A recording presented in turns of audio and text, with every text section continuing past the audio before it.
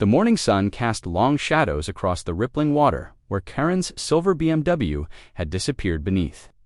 The surface just hours before, Marcus stood at the edge of his pond, hands trembling as he dialed 911, knowing that what started as a simple property dispute had spiraled into something that would change everything. The car's roof was still barely visible, a metallic glint catching the light like a grave marker. He'd warned her to stay away. He'd begged her to listen. But Karen Mitchell had never backed down from a fight in her life, and now she never would. Again, as the sirens wailed in the distance, Marcus realized that sometimes getting exactly what you wish for becomes your worst nightmare. Marcus Holloway had always believed that a man's property was his sanctuary, his one place in the world, where he could exist without interference. The 43 acres of rolling hills and dense woodland that surrounded his modest farmhouse had been in his family for 3 generations, passed down from his grandfather, who'd cleared the land with his own hands in 1952. Every stone wall, every carefully maintained trail represented decades of blood, sweat, and stubborn determination. The pond had been his father's pride. Enjoy a crystal-clear spring-fed basin that reflected the sky like a mirror and provided a home for bass, bluegill, and the occasional great blue heron that would stand motionless. Among the cattails, Marcus had spent countless childhood hours fishing from its banks, learning patience and respect for the natural world that his father had instilled in him with quiet, steady guidance. Now, at 52, Marcus was the last of the Holloway line. His marriage had ended childless 5 years ago when Sarah decided that rural life wasn't the adventure she'd thought it would be. His younger brother had died in Afghanistan, and his parents had passed within 6 months of each other, leaving him alone with nothing but the land and his memories. He'd made peace with the solitude. In fact, he'd grown to cherish it. The pre-dawn quiet broken only by birdsong, the satisfaction of maintaining something larger than himself, the simple pleasure of coffee on the front porch while watching deer emerge from the tree line. Things had become his religion. Until Karen Mitchell moved in next door. The trouble had started 6 months ago when Karen purchased the adjacent 10-acre parcel that had been for sale since old Pete Krantz died. Marcus had actually been relieved when he heard someone was buying it. The property had been deteriorating, and he'd worried about developers swooping in to build a subdivision. A single homeowner seemed like a blessing by comparison. He should have known better. Karen was a recently divorced real estate agent from the city, flush with settlement money and burning with the kind of righteous energy that came from a woman who'd spent 20 years married to a man who'd tried to diminish her at every turn. She was attractive in a sharp, angular, way-blonde hair that never seemed to move despite the wind, clothes that looked expensive even when she was gardening, and eyes that could cut glass when she wasn't getting her way. Within a week of moving in, she'd hired a survey crew to mark her property lines with bright orange flags. Marcus had thought nothing of it until he realized that several of the flags were planted squarely on what he'd always considered his land. "Excuse me," she'd called out on a Tuesday morning, her voice carrying across the field between their houses. With the authority of someone accustomed to being heard, "We need to talk."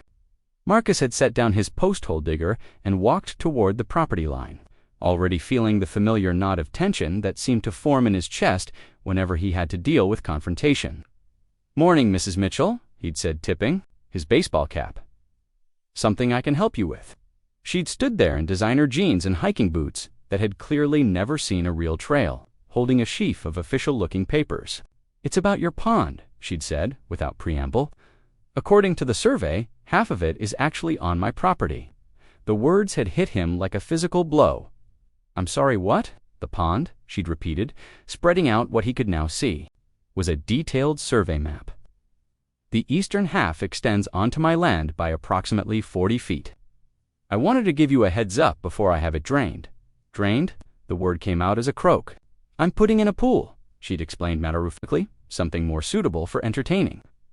"That swamp you've got there is a breeding ground for mosquitoes, and, frankly, it's an eyesore."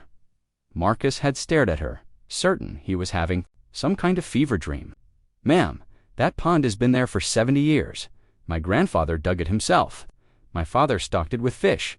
It's spring-fed, you can't just drain it." "Actually, I can," she'd said, her smile sharp as a blade. "It's my property now, but I'm willing to be reasonable." I'll give you 2 weeks to move your fishing spot somewhere else on your land. The conversation had devolved from there. Marcus had tried to explain the history, the ecology, the simple impossibility of what she was proposing. Karen had listened with the patience of someone humoring a child before reiterating that she had every legal right to do whatever she wanted with her property. That had been the beginning of 6 months of escalating warfare. Karen had started small posting. No trespassing signs along the disputed boundary. Installing motion sensor lights that blazed across Marcus's bedroom window at all hours. And filing noise complaints with the county whenever he used his tractor before 8 a.m. When those tactics failed to drive him away from her pond, she'd escalated. The first time she'd called the sheriff's department, claiming that Marcus was threatening her. Deputy Rodriguez had been apologetic but firm. Look, Marcus, I know you're a good guy, but she's saying you told her you'd make her sorry if she touched that pond. I said I'd fight it in court, Marcus had protested. That's not a threat, that's the legal system. Maybe keep your distance for a while, Rodriguez had suggested. Let the lawyers sort it out. But Karen hadn't been content to let the lawyers sort anything out. She'd hired a local contractor to begin work on her pool project, and every morning, for the past 2 weeks, Marcus had been awakened by the sound of heavy machinery churning through the wetland that bordered the pond. They were installing drainage pipes, the contractor had explained when Marcus approached him, directly getting ready to lower the water level so they could reclaim the eastern section. You can't do this, Marcus had pleaded with the contractor, a weathered man named Bill who'd lived in the county his entire life. That pond supports the entire ecosystem. You drain it, you'll kill everything. Bill had shrugged uncomfortably. Lady's paying me to dig where she tells me to dig. You got a problem with it? Take it up with her. Marcus had tried. God knows he'd tried. He'd knocked on Karen's door every day for a week, each time being told by her housekeeper that she was unavailable. He'd left voicemails that went unreturned, sent certified letters that were ignored, and even attempted to approach her in the driveway one morning, only to have her threaten to call the police again. The breaking point had come yesterday. Marcus had been sitting on his back porch, nursing his second cup of coffee, and watching a family of ducks paddle across the pond's surface. When he'd heard the rumble of diesel engines, looking up, he'd seen a convoy of trucks heading down Karen's driveway, not just the contractor's pickup, but a massive excavator, a pump truck, and what looked like a small army of workers. They'd started immediately, setting up the pumps and beginning the process of draining his pond. Marcus had run across the field, his heart hammering as he watched the water level begin to drop. "Stop!" he'd shouted over the noise of the machinery. "You can't do this!" The pump operator had looked at him with sympathy but hadn't shut down the equipment. "Sorry, buddy, we got our orders." That's when Karen had appeared, stepping out of her house in a flowing sundress and oversized sunglasses like she was surveying her domain. "Is there a problem here?" she'd called out. "You're killing my pond." Marcus had shouted back, his voice cracking with desperation. She'd walked closer, her expression as cold as winter. "It's not your pond anymore, Marcus. I tried to be nice about this, but you wouldn't listen. Now you're trespassing on my property. This is insane," he'd said. "You're destroying a natural habitat for what a pool you'll use 3 months out of the year. What I do with my property is none of your business," she'd replied. "But since you seem so concerned about habitats, maybe you should focus on finding a new one for yourself. I've heard there are some lovely assisted living facilities in town." The casual cruelty of the comment had stunned him into silence, as he'd stood there watching the water level drop and the first fish beginning to gasp in the shallows. Something had broken inside him. "You need to stop this," he'd said, his voice dropping to barely above a whisper. Right now, Karen had smiled. Or what? Marcus had looked at hurriedly, looked at her hand, seen something that chilled him to the bone. This wasn't about property lines or pools, or even the pond itself. This was about power, about a woman who'd spent years being controlled by someone. Elsan was now drunk on the ability to control someone in return. He was just collateral damage in her war against a world that had tried to diminish her. "Please," he'd said one last time, "don't do this." She'd turned and walked away without another word, leaving him standing ankle-deep in the mud. Part 2. The ESCA Late Hewen. The letter arrived on a Thursday morning, delivered by a process server who looked like he'd rather be anywhere else in the world. Marcus had been repairing fence posts along his northern boundary when the man's sedan pulled into his driveway, dust clouds billowing behind it like a storm warning. "Marcus Holloway?" the server had asked, though his tone suggested he already knew the answer. "That's me." The manila envelope felt heavier than it should have as Marcus tore it open, his eyes scanning the legal terminology that seemed designed to obscure rather than clarify. But the meaning was clear enough. Karen Mitchell was suing him for harassment, trespassing, and intentional infliction of emotional distress. She was seeking a restraining order that would prevent him from coming within 500 feet of her property line and damages in the amount of $50,000. Marcus had read the document 3 times before the full implications sank in. 500 feet would put most of his own property off limits, including the barn where he kept his equipment and the southern pasture where his cattle grazed. She was trying to make it impossible for him to function on his own land. The hearing was scheduled for the following Tuesday. That evening, Marcus had driven into town to meet with Earl Blackwood, the only lawyer in the county who specialized in property disputes. Earl's office occupied the second floor of a Victorian house that had been converted to professional suites, and climbing the narrow stairs to reach it felt like ascending to a gallows. Earl was in his 70s, with wild white hair and the kind of weathered face that spoke of a lifetime spent fighting other people's battles. He'd listened to Marcus's story with the patience of a man who'd heard every variation of neighbor disputes that rural America had to offer. "She's got you in a corner," Earl had said finally, leaning back in his chair until it creaked ominously. "The survey appears to be legitimate, which means she does have legal standing to do whatever she wants with that portion of the pond. Harassment claim is harder to prove, but judges tend to err on the side of caution when it comes to restraining orders. So what are my options?" Earl had shuffled through the papers, his expression growing more troubled with each page. "Well, we can fight it, but I have to tell you, Marcucci's hired Pemberton Hayes and Associates out of the state capital. That's a firm that specializes in aggressive litigation. They don't take cases they don't think they can win, and they don't come cheap.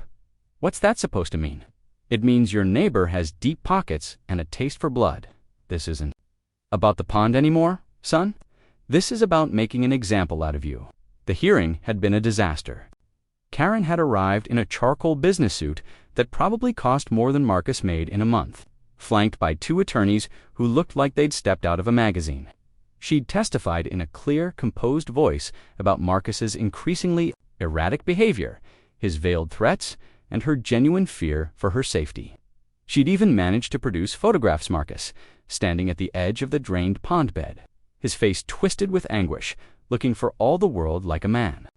On the edge of violence rather than someone grieving the destruction of something he loved. "Your Honor," her lead attorney had said, his voice carrying the kind of authority that came from decades of courtroom victories. "My client simply wants to enjoy her property in peace. Mr. Holloway's obsessive behavior has created an atmosphere of intimidation that no person should have to endure in their own home." Earl had done his best, but the outcome had been predetermined. The judge, a woman Marcus didn't recognize, probably brought in from another county to avoid conflicts of interest, had granted a temporary restraining order pending a full hearing. Marcus was now legally prohibited from approaching within 500 feet of Karen's property line. Walking out of the courthouse, Marcus had felt like a man who'd just been told he had 6 months to live. The restraining order effectively cut him off from 1/3 of his own land, making it impossible to maintain his property or care for his livestock properly. But the legal defeat had been nothing compared to what he'd found when he'd returned home. The construction crews had been busy during his absence. What had once been the eastern edge of his pond was now a perfectly rectangular hole in the ground, lined with concrete and fitted with gleaming pool equipment. They'd installed underwater lights, a filtration system, and a flagstone deck that probably cost more than Marcus's annual income. The rest of his pond, the part that was still technically his, looked like a crime scene. The water level had dropped by more than half, leaving a ring of mud and dying vegetation around the perimeter. The bass and bluegill that had survived the initial draining were now concentrated in the remaining water, gasping in the increasingly warm and oxygenated environment. Standing at the edge of what had once been his sanctuary, Marcus had felt something snap inside him. The legal system had failed him. Reason had failed him. Decency and common sense had failed him. All that remained was the cold certainty that some people only understood one language. The first incident had been almost accidental. Karen had taken to swimming in her new pool every morning at precisely 7 o'clock, her routine as rigid as clockwork.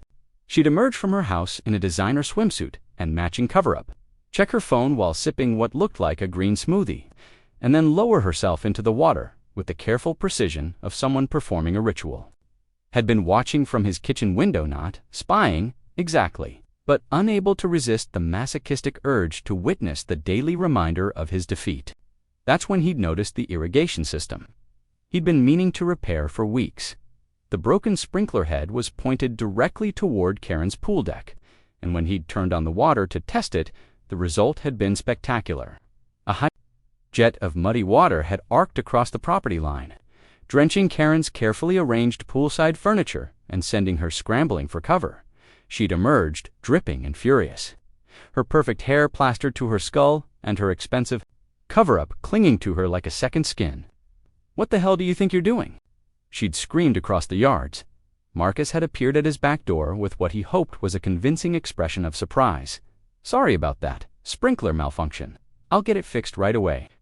The look she'd given him could have melted steel, but she'd had no legal recourse.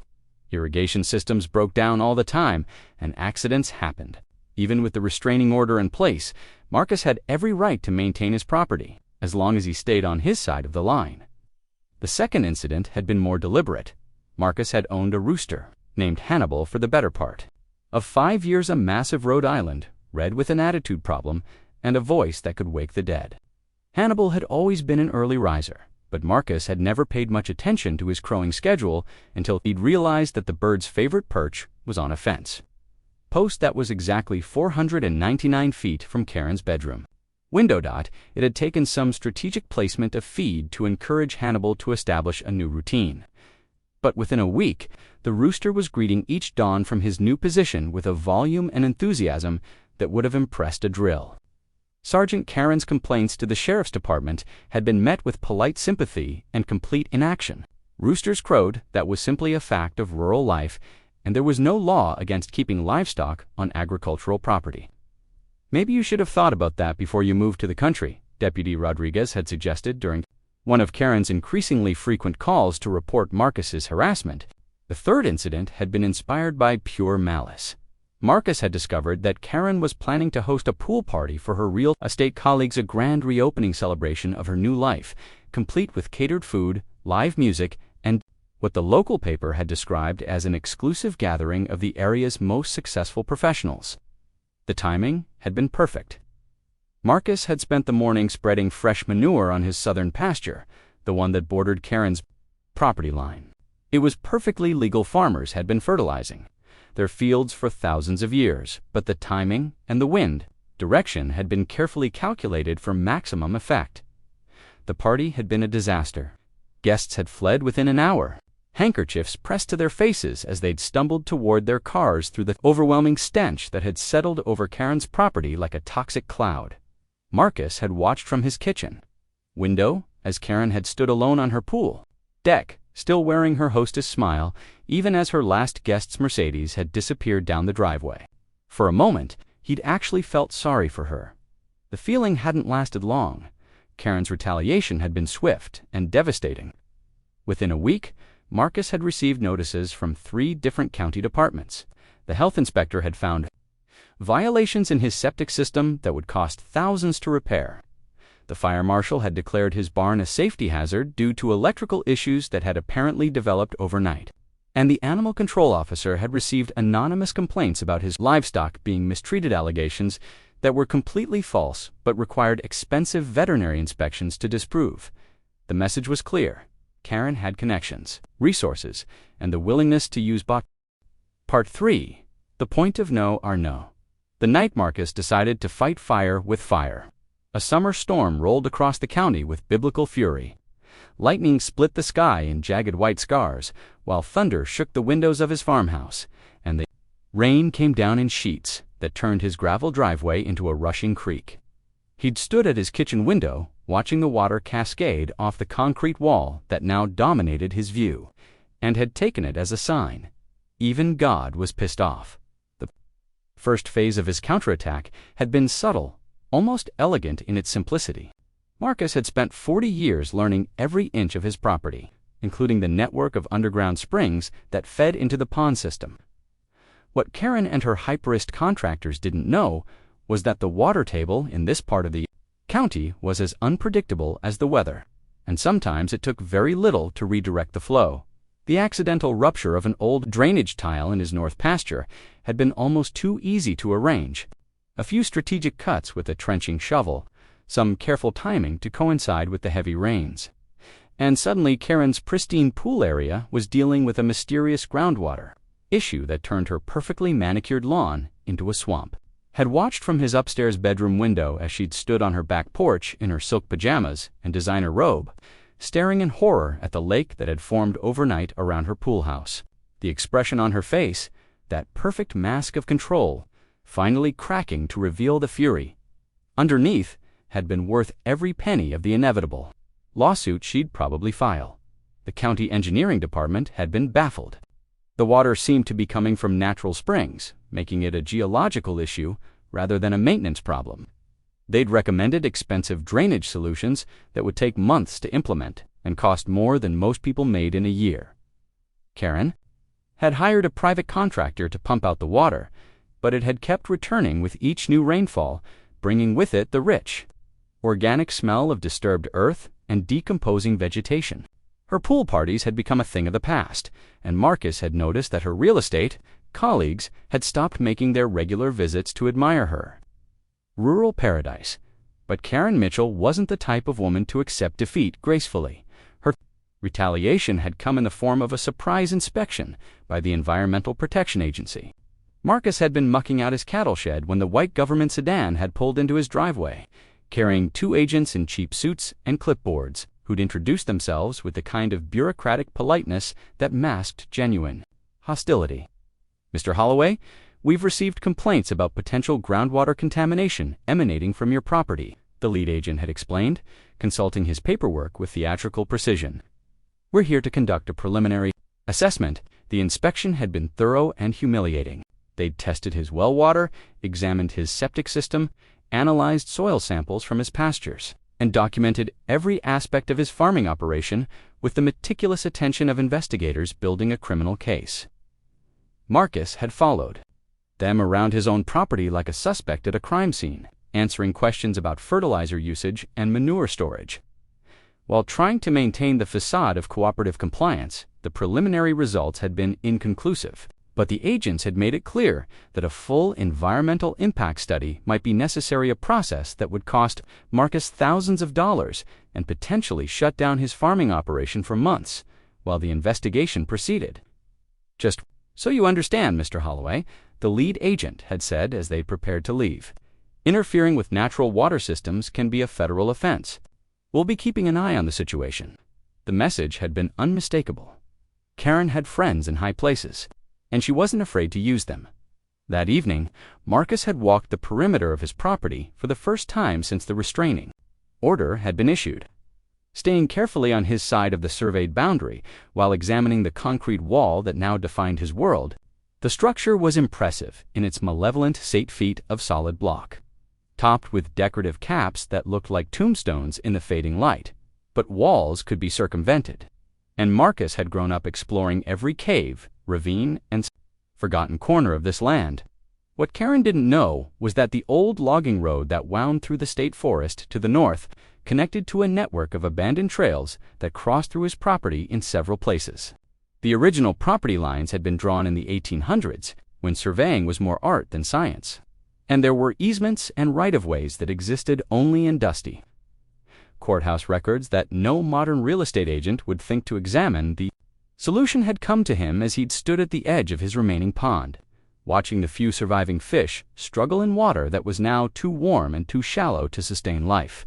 If Karen wanted to play games with property lines and legal technicalities, he could play that game too. The research had taken him 3 days at the county courthouse, poring over deed records and survey maps that dated back to the Civil War. What he'd discovered had been better than he'd dared hope. A surveyor's easement that granted the original Holloway homestead access to the spring that fed the pond system. Even if the surrounding land changed ownership, the easement was only 6 feet wide. But it cut directly through what was now Karen's property, following the original path of the underground stream. More importantly, it gave Marcus's legal access to the springhead and to the concrete dam that Karen's contractors had built to redirect the water into her pool system. The dam? It was a simple structure, designed more for efficiency than security. A few strategically placed charges, nothing dramatic. Just enough to restore the natural flow pattern would solve multiple problems at once. The pond would refill, the ecosystem would recover, and Karen's expensive pool would become a very large, very shallow pudding. Marcus had the knowledge to do it. 20 years in the Army Corps of Engineers had taught him everything he needed to know about explosives, water management, and the kinds of precision work that looked like natural erosion to untrained eyes. The hard part would be getting close enough to the dam without violating the restraining order. That's where the easement would come in handy. The night he'd decided to put his plan into action, Marcus had dressed in dark clothing and equipped himself with a small backpack containing everything he'd need. Wire cutters, a small sledgehammer, and 3 carefully prepared charges that would do exactly the amount of damage he intended, no more, no less. The old logging trail had been overgrown with summer vegetation, but Marcus had known every twist and turn since childhood. He'd moved through the darkness with the confidence of a man traveling through his own living room, following deer paths and creek beds until he'd reached the easement boundary that brought him within 50 feet of the springhead. The concrete structure had been more elaborate than he'd expected, not just a simple dam, but a sophisticated system of pipes and valves that diverted the spring water into Karen's pool, while allowing just enough to trickle through to maintain the illusion that his pond was still being naturally fed. The engineering had been elegant, but it had also been arrogant. The contractors had assumed that no one would ever challenge their work, so they'd made no effort to disguise what they'd done or to protect it from sabotage. Marcus had been placing the first charge when he'd heard the sound that changed everything: the low rumble of a diesel engine approaching along Karen's driveway. Freezing in place, he'd watched as headlights swept across the pool area, illuminating the construction site where Karen's contractors had been working on some kind of expansion project. The vehicle had been a large pickup truck, and as it had gotten closer, Marcus had realized with growing alarm that it was heading directly toward the spring house. The truck had stopped 20 feet from where Marcus was crouched, and he'd heard the door slam as 2 men had gotten out. Their voices had carried clearly in the still night air, and what he'd heard had made his blood run cold. "She wants it done tonight," the first man had said.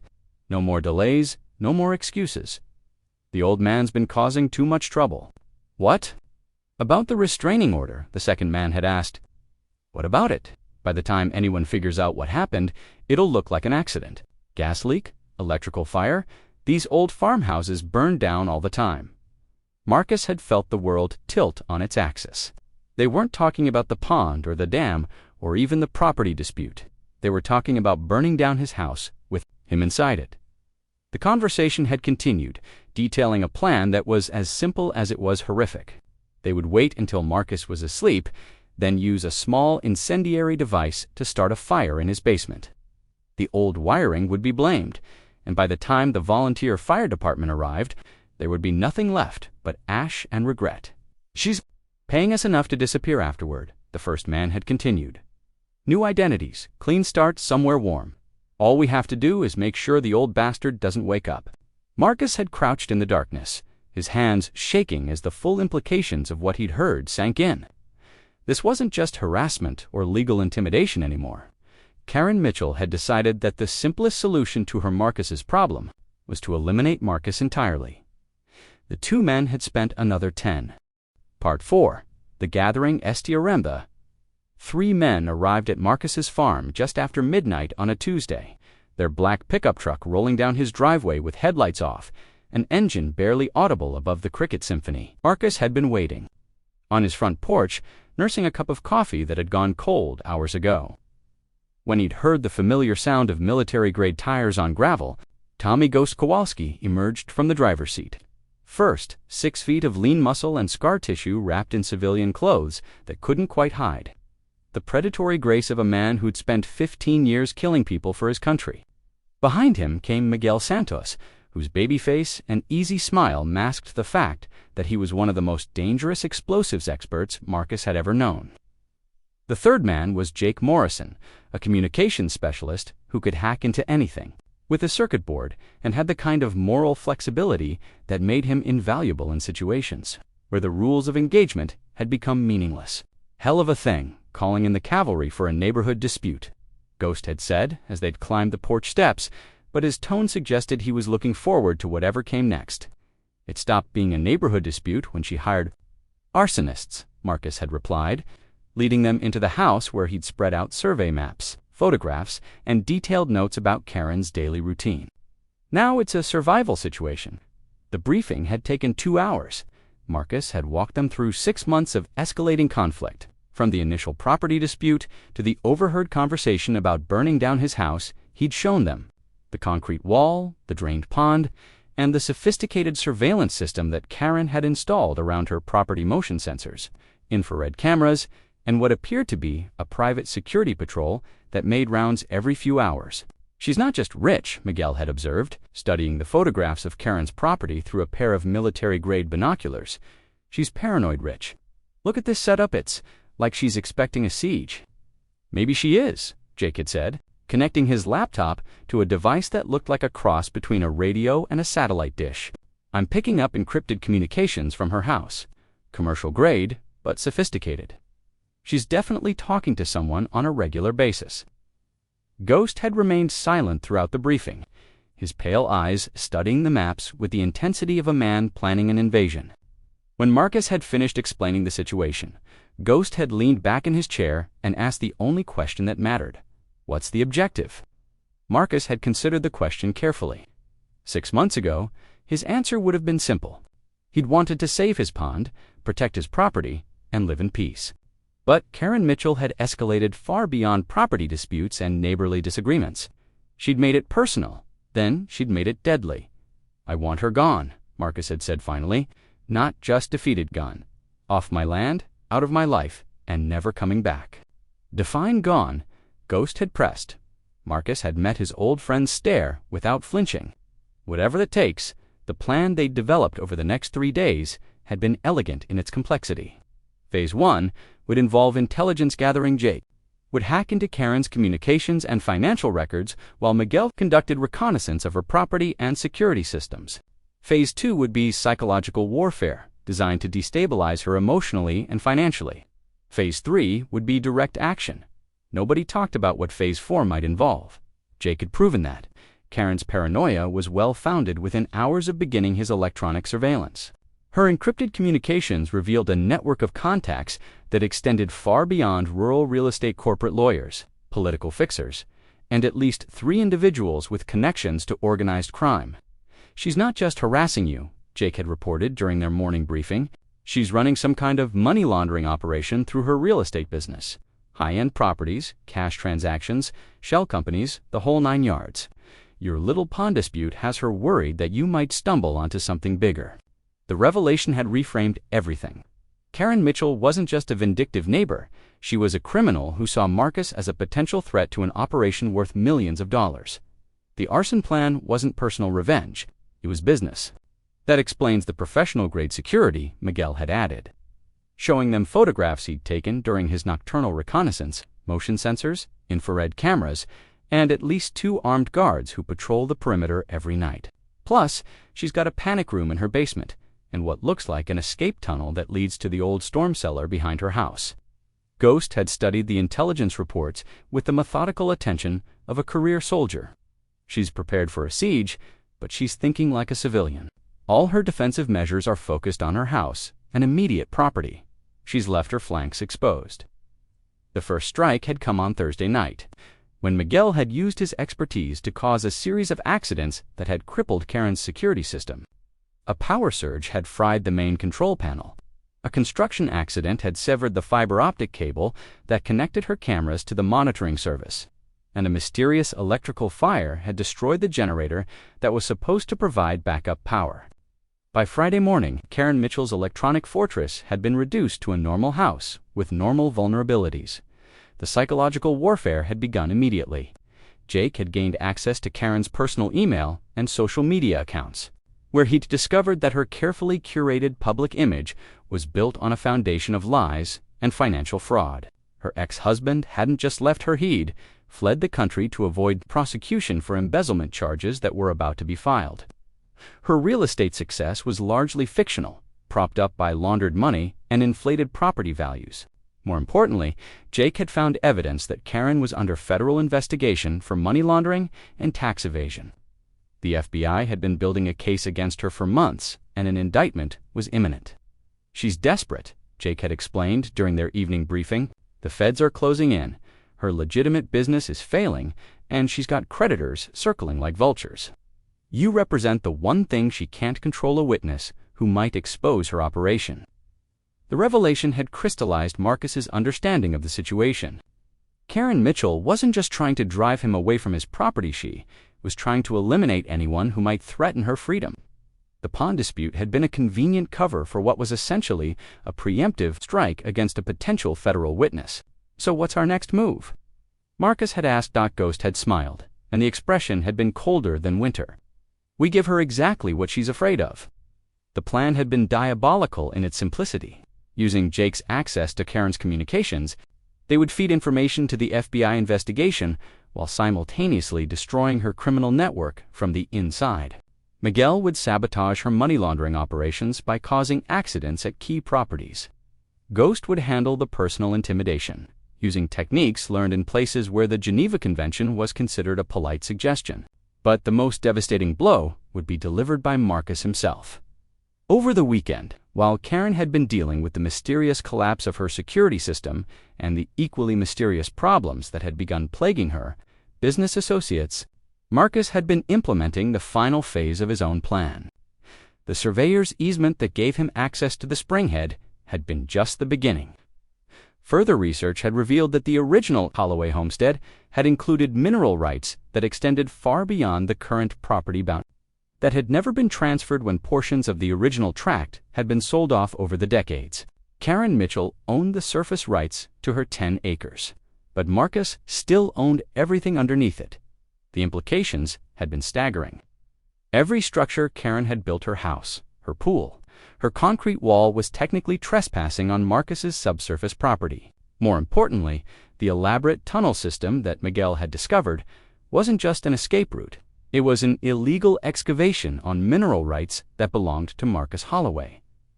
On Monday morning, Marcus had filed a lawsuit that would make Karen's harassment claim look like a parking ticket. He was seeking damages for illegal excavation, trespassing on mineral rights, and environmental destruction. But the real bombshell was the request for immediate injunctive relief that would require Karen to cease all construction activities and allow Marcus's access to inspect his subsurface property. The legal filing had been a masterpiece of strategic warfare. Marcus's new attorney, a shark from the state capitol, who specialized in mineral rights disputes, had crafted a complaint that would tie Karen's property up in litigation for years, while simultaneously exposing her entire operation to federal scrutiny. But Karen Mitchell had proven that she wasn't the type to go down without a fight. The retaliation had come Tuesday night, in the form of the 2 arsonists Marcus had overheard planning his murder. They'd arrived at his farm just after 2 a.m., carrying gasoline and incendiary devices that would have turned his house into a crematorium. They'd never made it past the front gate. Ghost had been waiting in the darkness with the patience of a career predator, while Miguel had posed. Part 5. The Arisico and Angie, the morning Karen Mitchell's world finally collapsed. She made the kind of mistake that only desperate people make. She decided to handle the problem herself. Marcus had been in his kitchen, cleaning his grandfather's Colt 45 and listening to the morning news. When Jake's voice had crackled through the encrypted radio they'd been using for communications. "She's on the move," Jake reported from his surveillance position in the state forest. "Black Range Rover, driving like a woman possessed. She just blew through the stop sign at County Road 47, doing at least 70. Marcus had set down the pistol and moved to his front window, where he could see the dust cloud rising from the direction of Karen's driveway. The federal raid on her property had begun at dawn, with FBI agents in tactical gear surrounding her house, while forensic accountants began the process of dismantling her money laundering operation piece by piece. But Karen Mitchell hadn't been there to witness her empire's destruction. According to ghosts who'd been monitoring federal communications, she'd slipped out through her escape tunnel sometime during the night, emerging from the old storm cellar behind her house and disappearing into the woods with nothing but a go-bag and the kind of cold fury that came from watching 20 years of careful planning disintegrate in a single morning. Now she was coming for Marcus. ETA 3 minutes, Jake continued. She's armed. I can see a rifle in the passenger seat. And boss, she's not coming to talk. Marcus had expected this moment from the beginning. When everything else failed, the legal intimidation, the federal connections, the hired muscle people, like Karen Mitchell, always fell back on the most primitive solution available. If you couldn't buy, bribe, or frighten your enemy into submission, you eliminated them permanently. The irony wasn't lost on him. 6 months ago, Karen Mitchell had been a respectable real estate agent with political connections and enough money to buy whatever she wanted. Now she was a fugitive from federal justice, driving toward a final confrontation with a man whose only crime had been wanting to fish in his own pond. Marcus had loaded the Colt with practiced efficiency. Memory of a lifetime spent handling firearms as natural as breathing. 6 rounds of .45 ACP enough to stop anything that walked on 2 legs, and more than he'd probably need if Karen was as unhinged as her driving suggested. The Range Rover had appeared at the end of his driveway like something from a nightmare, its black paint gleaming in the morning sun as it accelerated toward his house with the inevitability of incoming artillery. Karen had been visible through the windshield, her blonde hair wild and her face twisted with the kind of rage that made rational thought impossible. She'd stopped 50 feet from his front porch, close enough for Marcus to see the hunting rifle. She'd been clutching across her lap a bolt-action, .3 VO6. That would punch through his farmhouse walls like they were made of paper. For a long moment, they'd stared at each other through the glass and steel that separated them to people who'd crossed a line that could never be uncrossed. Then Karen had stepped out of the Range Rover with the rifle in her hands, and Marcus had known that one of them was about to die. Marcus Holloway. She'd screamed, her voice carrying across the yard with the shrill intensity of a wounded animal. You destroyed everything. Everything I worked for. Everything I built gone because of you. Marcus had stepped onto his front porch, the Colt held low but ready. You did this to yourself, Karen. All I wanted was to be left alone. She'd laughed. A sound like breaking glass, left alone. You think this was ever about being left alone? The rifle had come up to her shoulder with practiced ease.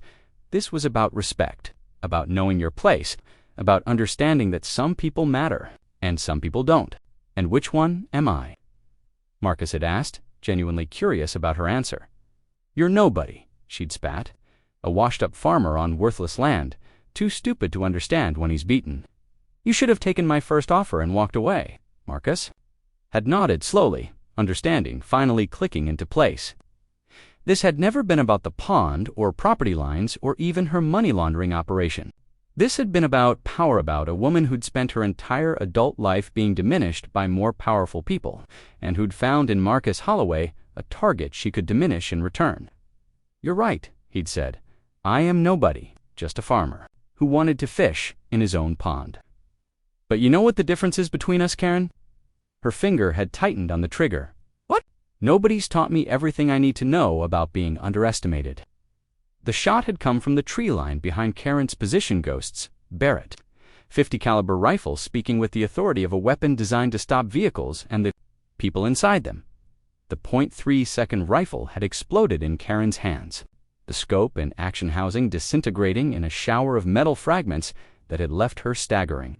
Backward, with blood streaming from a dozen small cuts, Karen had stared at her ruined weapon in shock. Then had looked up to find Marcus walking toward her with the Colt held at his side. The predatory confidence had drained from her face, replaced by the kind of animal terror that came from suddenly realizing you were no longer the hunter. You can't do this, she'd whispered, backing toward her Range Rover. I have connections. I have friends. People will ask questions. Your friends are all under federal indictment, Marcus had replied calmly, and the only question anyone's going to ask is why it took so long for someone to stop you. Karen had reached for her car door, but Miguel had materialized from behind the vehicle like a ghost made solid. She'd spun around, looking for an escape route. But Jake had emerged from the woods on her left flank, carrying equipment that looked like it belonged in a war zone. They'd surrounded her with the efficiency of men who'd done this kind of thing before, in places where the rules of engagement had been written in blood and necessity. Karen Mitchell might have been a predator in the world of real estate and money laundering, but she was prey here, on Marcus Holloway's land, facing men who understood violence in ways that she'd never imagined. "Please," she'd said the word, coming out as barely more than a whisper. "I can pay you, whatever you want, money, property, anything. Just let me go." Marcus had stopped 10 feet away from her, close enough to see the fear in her eyes, but far enough to avoid any desperate last moves. "You know what I want, Karen? I want my pond back. I want the spring running clean. I want to sit on my back porch in the evening and listen to the frogs sing without looking at that goddamn wall you built." "Fine," she'd said quickly. "Done. I'll tear it all down, restore everything exactly the way it was. You'll never see me again." "You're right about that," Marcus had agreed. "I'll never see you again. But not because you're going to disappear, because you're going to prison for the rest of your life." The FBI had arrived 20 minutes later, their black SUVs rolling down Marcus's driveway with a kind of official authority that made resistance pointless. Karen Mitchell had been sitting on his front steps by then, her hands zip-tied behind her back and her expensive clothes stained with blood from the cuts left by her destroyed rifle. She'd looked smaller, somehow diminished in a way that had nothing to do with her physical size. The woman who'd terrorized Marcus for 6 months, who'd hired arsonists and filed false charges and destroyed his pond out of pure spite, had turned out to be nothing more than a frightened criminal who'd finally run out of places to hide. Agent Rebecca Torres had been the lead investigator, a sharp-eyed woman in her 40s who'd obviously dealt with white-collar criminals before. She'd listened to Marcus's account of the morning's events with professional detachment, taking notes and asking the kind of questions that suggested she already knew most of the answers. "The 2 men who confessed to the arson plot have been very cooperative," she'd told Marcus, as the other agents had loaded Karen into one of their vehicles. "Combined with the financial evidence we recovered from her property, we've got enough to put her away for 22 life. Money laundering, conspiracy to commit murder, tax evasion, environmental crimes.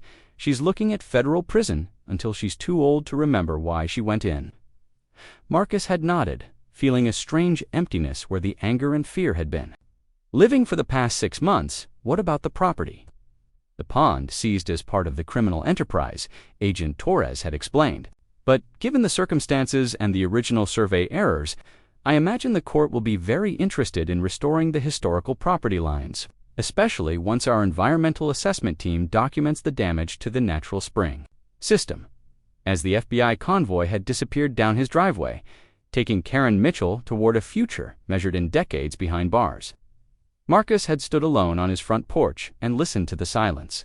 No construction noise, no diesel engines, no shouting across property lines, just the natural sounds of his land settling into the peace it had known before. Karen Mitchell had arrived to disturb it. Ghost, Miguel, and Jake had stayed long enough to help Marcus remove the concrete walla process that had taken 3 days and enough explosives to level a small building. But when the last blocks had been hauled away and the disturbed earth had been reseeded with native grasses, his old army buddies had melted back into whatever shadows they'd emerged from, leaving behind. Part 6. The Reckonings, WAKE, 6 months after Karen Mitchell disappeared into the federal prison system. Marcus Holloway discovered that winning a war could be almost as complicated as fighting one. The pond had fully recovered by then, its waters running clear and cold as they had in his father's time. The base population had exploded, fed by the mayfly hatches that emerged each evening like clockwork, and the great blue heron had been joined by a mated pair that nested in the old oak on the eastern shore. Marcus had spent countless hours sitting. On the dock, he'd rebuilt exactly where his grandfathers had stood, fishing for the same species his family had been catching for 3 generations. But peace, he'd discovered, was a complicated thing when it came at the cost of another person's destruction. The nightmares had started about a month after Karen's arrest, not the kind of combat dreams that had plagued him after Afghanistan, Those had been about sand and blood, and the sound of incoming mortar. These were different, quieter, more insidious. He'd dream about that final morning. But in the dreams, Karen's rifle didn't explode in her hands. In the dreams, she pulled the trigger, and Marcus watched himself die on his own front porch while the Spring Peepers sang their evening chorus in the background. Or he'd dream about the arsonists, but in these versions, he wasn't waiting for them. He'd wake up choking on imaginary smoke, his house burning around him while Karen Mitchell stood in her pool area, watching the flames with satisfaction. Survivors. Guilt, the VA counselor had called it when Marcus had finally admitted to the dreams during one of his monthly check-ins. A perfectly normal response to trauma, she'd assured him, especially for someone who'd been through combat situations before. The mind's way of processing events where the outcome could easily have been different. You did what you had to do, Dr. Sarah Chen had told him during one of their sessions. From what you've described, this woman was escalating toward violence. If you hadn't acted when you did, you might not be here to feel guilty about it. Marcus had understood the logic, but logic didn't make the dreams stop. Logic didn't explain why he sometimes caught himself checking the locks on his doors 3 times before bed, or why he'd installed motion sensors around his property would alert him to any movement larger than a deer. The media attention hadn't helped. Karen Mitchell's arrest had made national news a real estate agent turned money launderer, brought down by a property dispute with a farmer who'd uncovered her criminal empire. The story had everything reporters loved: corruption, violence, David versus Goliath, and the kind of small-town drama that played well on cable news.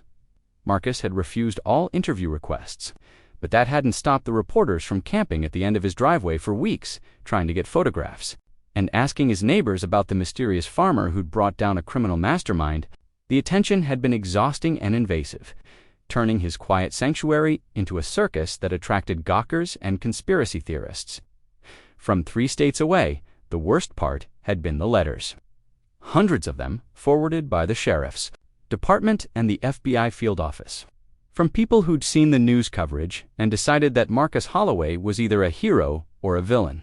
The hero letters had been almost as disturbing as the threatening ones strangers who wanted to shake his hand, buy him drinks, or invite him to speak at their gun clubs about standing up to tyranny. He'd burned most of them unread, but the few he'd opened had made it clear that people were projecting their own fears and fantasies onto his story. He wasn't a hero or a villain. He was just a man who'd wanted to fish in his own pond, and had been pushed too far by someone who couldn't leave well enough alone. The legal proceedings had stretched on longer than anyone had expected. Lawyers had fought extradition, challenged evidence, and filed motion after motion in an attempt to delay the inevitable. But the case against her had been airtight. The financial records Jake had recovered, the confessions from her hired arsonists, and the testimony of victims who'd lost millions to her money. Laundering schemes had painted a picture of systematic criminal enterprise that no amount of legal maneuvering could obscure. The final sentencing had taken place on a gray February morning that reminded Marcus of funeral weather. He'd driven to the federal courthouse in the state capital. Not because he'd been required to testify, the prosecutors had enough evidence without his testimony, but because he'd needed to see it end with his own eyes, smaller in her orange jumpsuit. Her designer confidence replaced by the hollow-eyed exhaustion of someone who'd finally run out of moves.